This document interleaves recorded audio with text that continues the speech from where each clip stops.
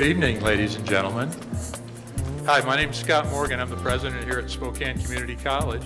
Thanks for coming. Thanks for coming off the golf course and out of your backyard gardens. With us tonight is Deborah Amos, who travels extensively across the Middle East, covering a range of stories. And as most of you know, I'm sure, her reports can be heard on NPR's award-winning Morning Edition, All Things Considered, and Weekend Edition. Now, she's won a number of awards, but she's asked me not to cite every one of them. So I won't. Thank you.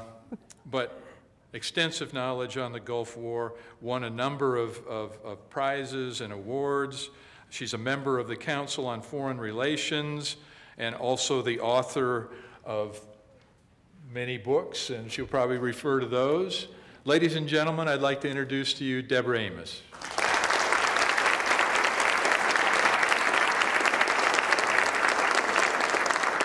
I'm always cringing when that list goes on, so thank you very, very much.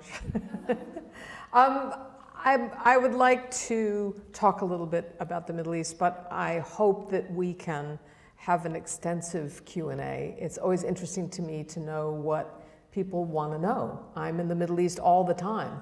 I miss most of what happens in this country. I'm delighted to be here. I'm honored to be here. I never see my listeners. And so to get to see all of you and my Twitter followers, there's somebody named Chris Dinnison I have to thank for tweeting about this evening. I have to imagine you when I'm in some cheap hotel on the border. I have to conjure you up while I'm writing my radio scripts. And I have to really think about you when I'm in the Middle East because I have to find a way to make you care. Every newsroom has a phrase that the editors use. Will they care about this in Iowa? Is the one that NPR uses. And we really have to think about that. It's not saying anything about Iowa, it's just trying to make that human connection between what we're reporting and what you care about. So I've been invited to the Get Lit Festival, and I thought what I would do tonight is talk about narrative, because in reporting, narrative is the most emotive way to get you to care, to connect it to people. Now, I'm a war correspondent. That's what I've been doing for a large part of my career. It's a war correspondent, that's what we're called. There aren't any peace correspondents. That title doesn't exist. So what I usually do is I'm covering the suffering of civilians and the inhumanity of combatants, because war changes people, mostly for the worst. What is interesting and what keeps me coming back is war also elevates some people. It brings out the best in some people. They sacrifice themselves to help others. They remain true to their values despite the violence that is unfolding around them. They don't fall for the sectarian card. That's what we call it in the Middle East, but you might know it as group identity or political affiliation. The same kind of things happen in this country.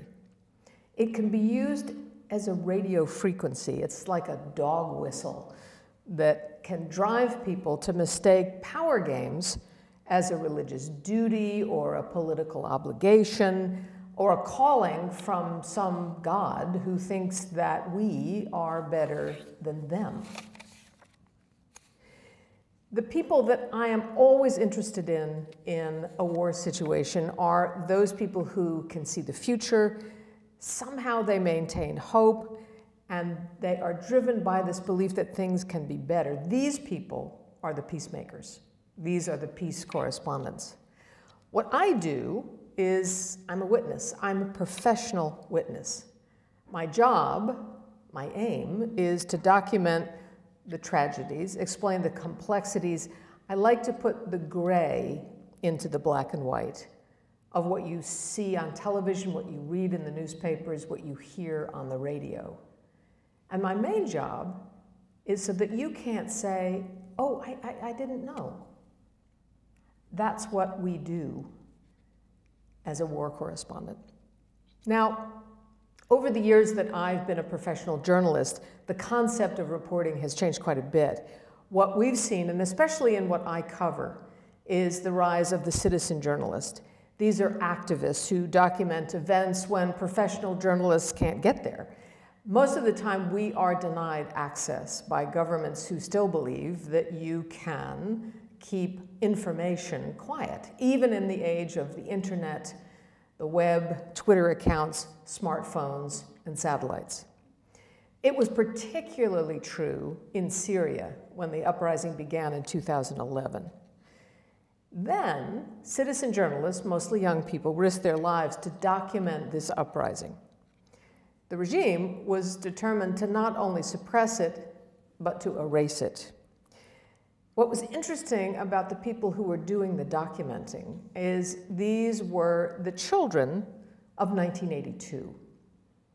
Now, it helps to know a little bit of history about Syria to understand why these dynamics are so important. 1982, very important year in Syria, something that you probably know nothing about, but if you cover Syria, it becomes an overriding piece of history.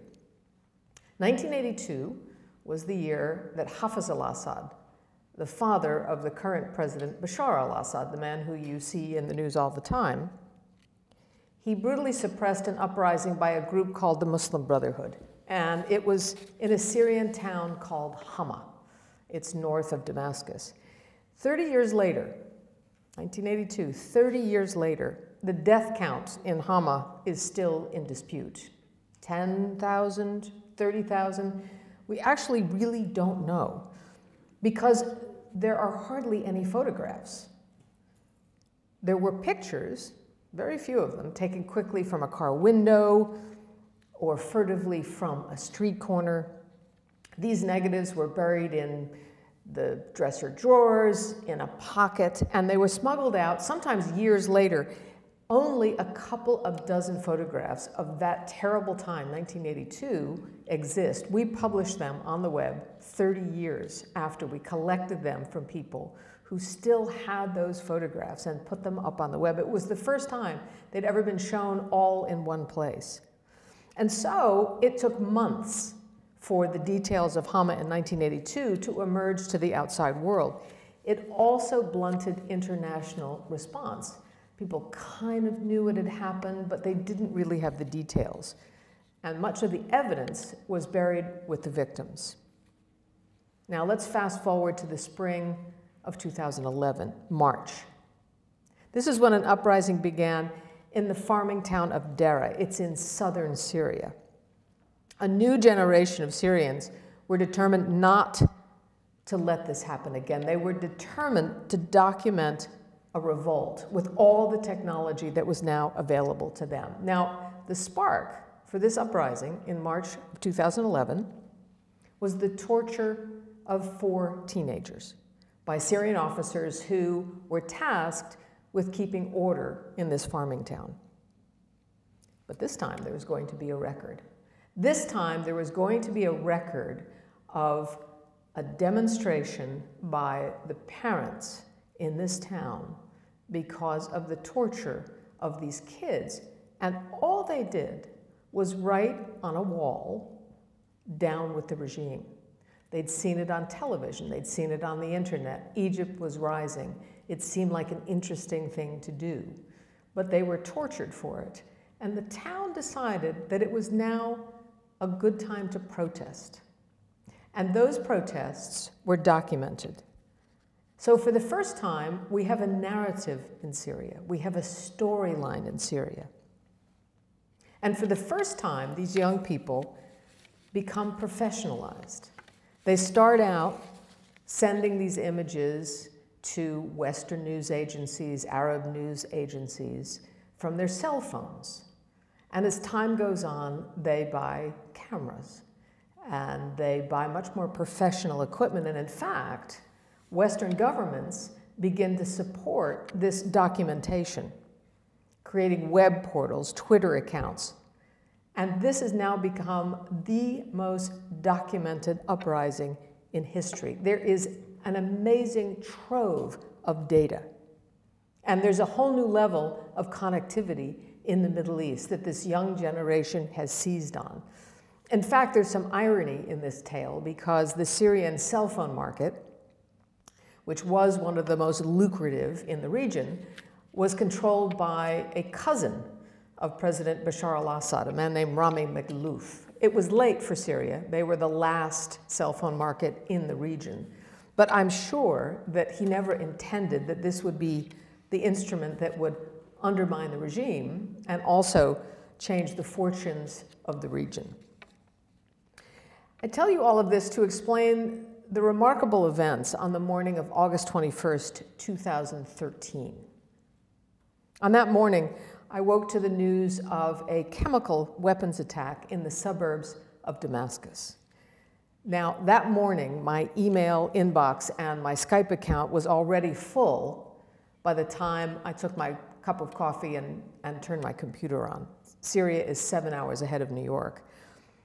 There were disturbing videos on my home screen, some of the most horrendous images that I had seen in a war that has produced some horrific and shocking violence. I saw people gasping for breath. I saw glassy-eyed victims. I saw medics splashing water on thrashing bodies. I saw rows of children already in shrouds because they had died from the attack. Now, this was a chemical weapons attack in a neighborhood called Ghouta. It's a suburb of Damascus. It's a little east of the capital. No Western reporters were in Ghouta. There were no outside witnesses. In fact, no international journalist had been to Ghouta in more than 18 months. So this was an atrocity that was documented by citizen journalists, and they took enormous risks to upload those images because they too were at risk from the same poison gas that was killing their friends and neighbors. It was the same gas that had already killed some of the medics who were the first responders that day. Now, we really don't know how many people died getting those images out to the world. There's no accounting for the deaths of people who died just to get the information to the outside world. But it made it possible for me to see what was happening in Ghouta from the comfort of my New York apartment. Without them, there would be no record of that chemical weapons attack in August of 2013. There had been 14 attacks before this one. Not a single picture had emerged from any of them. This was the first one that was documented. And so what we saw is that these citizen journalists created a narrative. And for the first time, the international community, the famous red line drawn by the President of the United States, could no longer be ignored. Now, the Syrian regime tried very hard to counter those images. They tried to convince the world that the rebels had been the criminals, that Saudi Arabia had somehow supplied the rebels with the poison gas, that somehow the rebels had killed masses of their own people to entice the Americans to get involved in this war. But unlike Hama in 1982, the pictures told a different story. There was a narrative of this event. And soon what happened is a UN team of inspectors came to Ghouta to officially document the attack and to write an official report, which is now at the UN. It wasn't the first time that an Arab leader had gassed his people. It had happened in 1988. Saddam Hussein gassed the Kurds in Halabja. And yet again, it took weeks for those images to emerge. There was some time, months later, when there were a few Western journalists who managed to get to Halabja.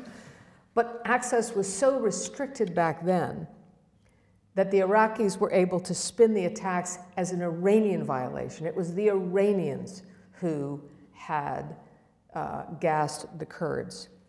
Western governments supported Saddam, so that narrative stuck for decades. Even when some brave researchers snuck across the border and took ground samples, the power of the narrative was in the hands of those who could lie about an event where there were no pictures. And to this day, the Iranians feel somehow internationally abused by that moment. And they have a peace museum in Tehran that is dedicated to telling the story of this chemical weapons attack and the attacks that they suffered at the hands of Saddam Hussein. There are some 70,000 survivors from those attacks. But for decades, it was the Iranians who were blamed for the gas attacks in 1988. But I want to get back to Syria, because I want to talk about why it has been such a hard conflict to understand. It is now the most dangerous conflict of all for journalists. 85 citizen journalists have been killed since the beginning of the conflict, most of them targeted by the government. The government understands the power of narrative. 25 professional reporters have also lost their lives. 5 of them are Western journalists. And the most terrifying prospect for any of us who cover that war, in a funny way, is not getting killed, but getting kidnapped. Because the Islamic State of Iraq, or the Al-Qaeda affiliate, also sees us as enemies and spies in the same way that the regime does. International journalists are tracked down on the border in these southern Turkish border towns where we all work when we prepare to cross into northern Syria. They track us because they want to kidnap us. It's really hard to confirm how many journalists have been kidnapped, because almost every news organization calls for a blackout when it happens. The idea is that if you keep it quiet, it's easier to negotiate with the kidnappers.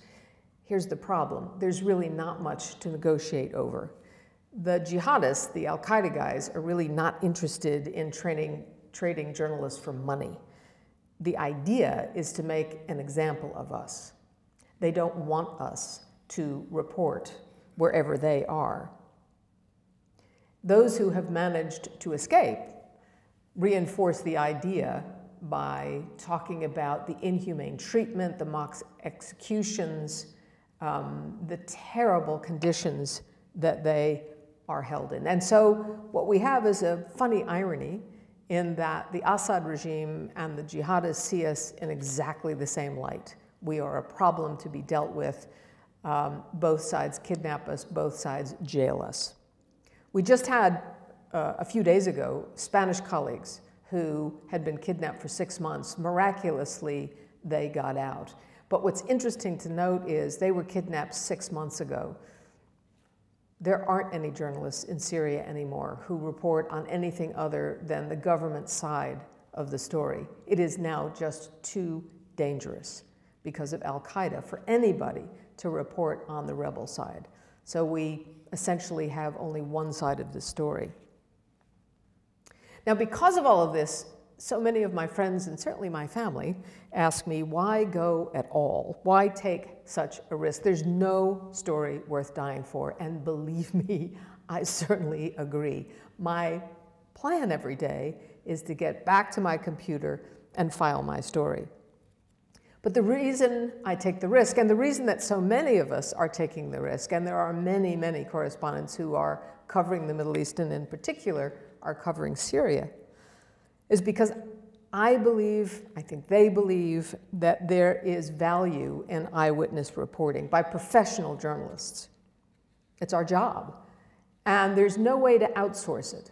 There's no way for anybody else but professional journalists to do it. We really can't leave it to the activists, to the citizen journalists. They're important. Their lives are as important as our lives. In fact, they are killed at a higher rate than we are. They often take greater risks than we do, but what we do and what they do aren't the same. Often they are promoting a cause, and I think as the Syrian story has gone on, it's become clearer and clearer that many of these citizen journalists are promoting a cause. Often they have an agenda. Often they leave out as much as they leave in. There are times, as we saw in Ghouta, that they can alert the world, and that was an amazing job that they did. But it takes professional journalists to put these kind of events into context. And so I think what we do leads to more understanding, more context, more narrative for an American audience. Okay, enough about me. What I want to talk about is what it does to you, my dear listeners and Twitter followers. Because all of this really comes down to, why should you care about Syria? You have been seeing for the last 3 years a story that is front and center in all your newspapers, somewhat on television, not very much as far as I can tell when I come home. But certainly National Public Radio has dedicated an enormous amount of airtime to covering this story. But there's still a lot of questions that we don't really have answers to as you decide whether you care about it or not. What exactly did happen with that chemical weapons attack?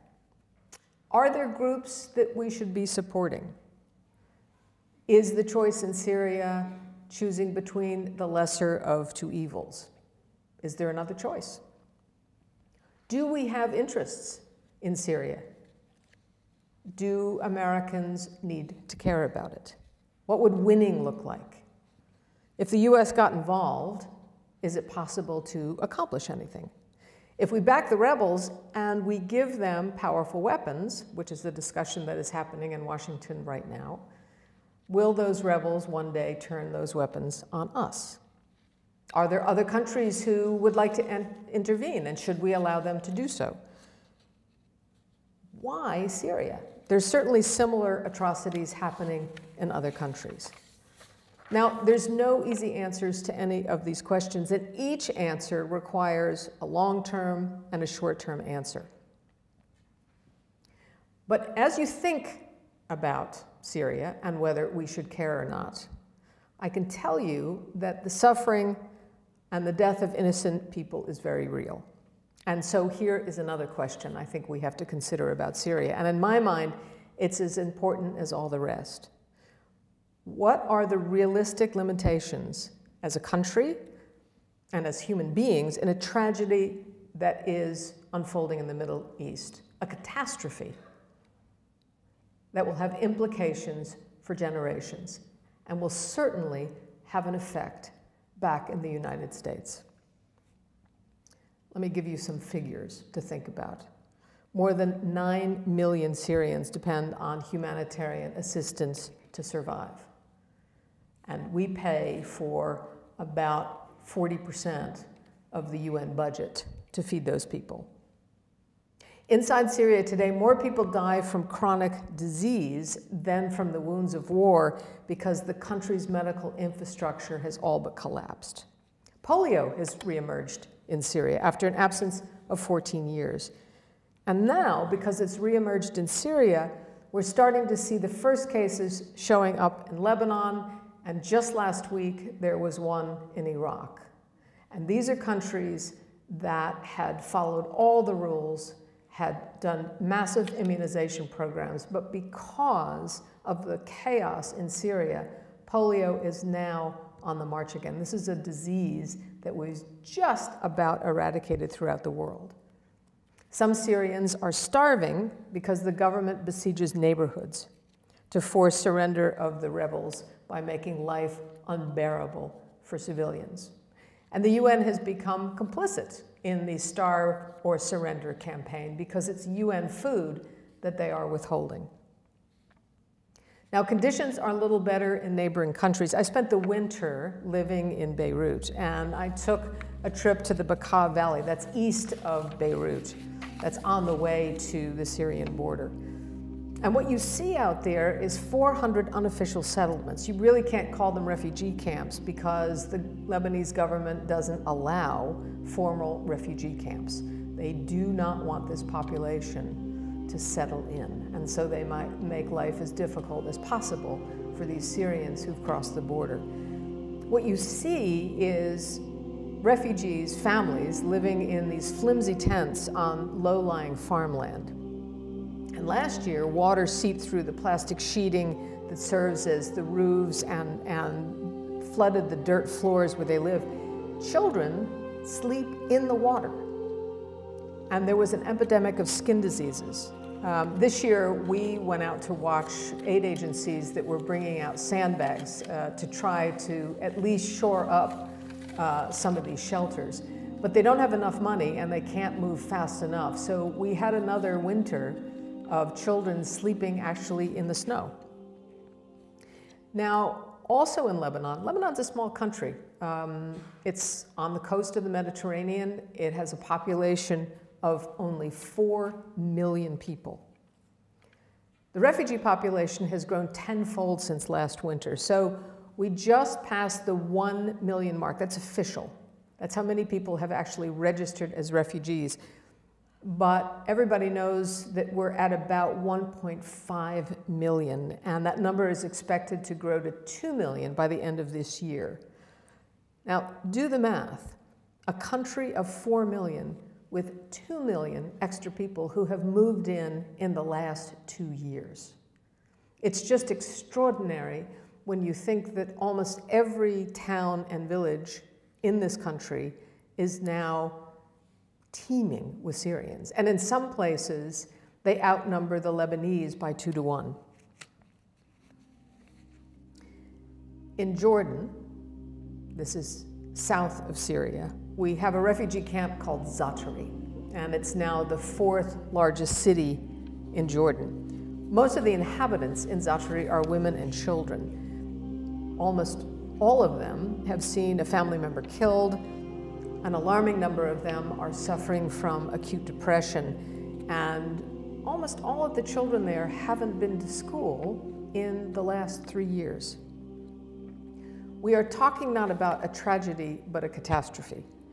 And it seems that it is beyond the great powers to address, because Syria is a great power game.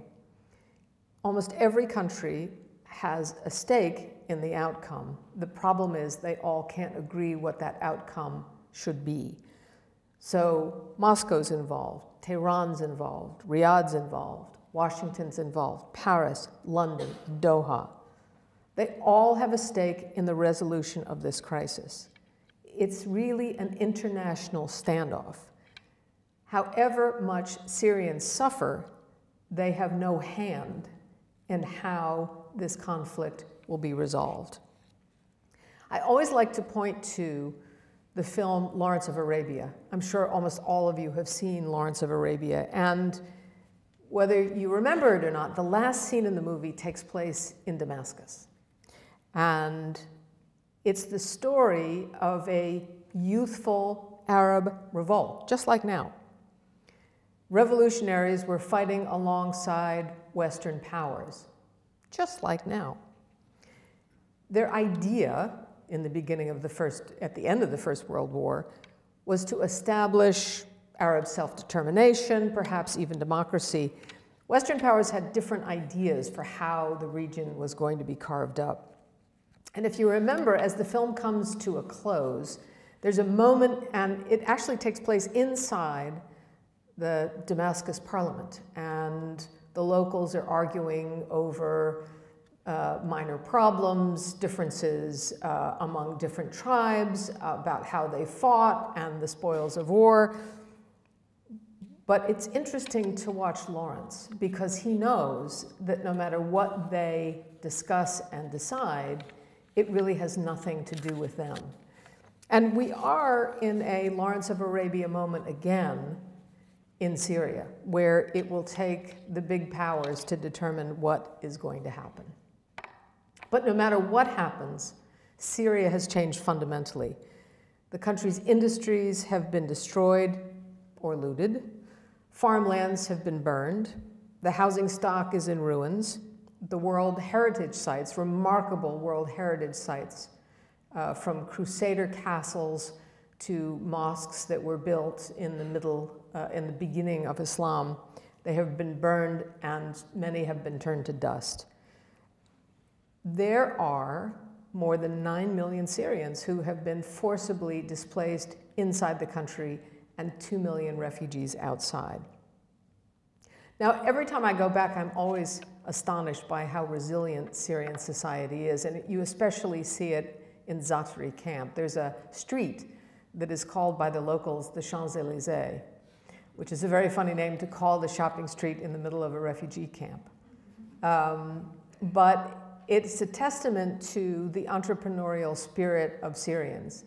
And every time I go, the Champs-Élysées has got at least another block. And there you can buy a fried chicken or a live one. You can buy a wedding dress. You can buy a guitar. You can buy cell phone minutes. You can buy a pet to have in your refugee trailer. You can buy a satellite dish. This is Syrians trying to have some sort of normal life under extraordinary circumstances. But if their children aren't going to school, it is hard to see how much longer that resilience can go on and how much longer these neighboring countries can manage these overwhelming populations. Because the scale of the destruction is going to require tremendous, tremendous effort.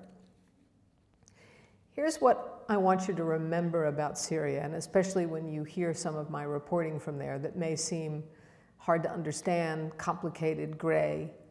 And that is that Syria is the core of the Middle East. It borders almost every country important in the region.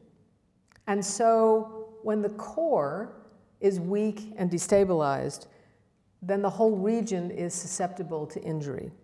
And violence can and has spilled over every border, into Iraq, into Turkey, into Jordan. All of these are key US allies. And so whenever I come home, I always wonder how much vision will come from Washington to fix what is an unprecedented problem in the region. And it is unclear what Washington policy is in Syria. For 3 years now, we have had a policy that is unfocused, that has alienated our allies and our enemies alike. When the administration made a U-turn on bombing Syria because it had crossed a red line on chemical weapons, Bashar al-Assad took great comfort in that decision, and in fact said in an interview a few months later that he should have won the Nobel Peace Prize instead of the chemical weapons inspectors who came to Damascus.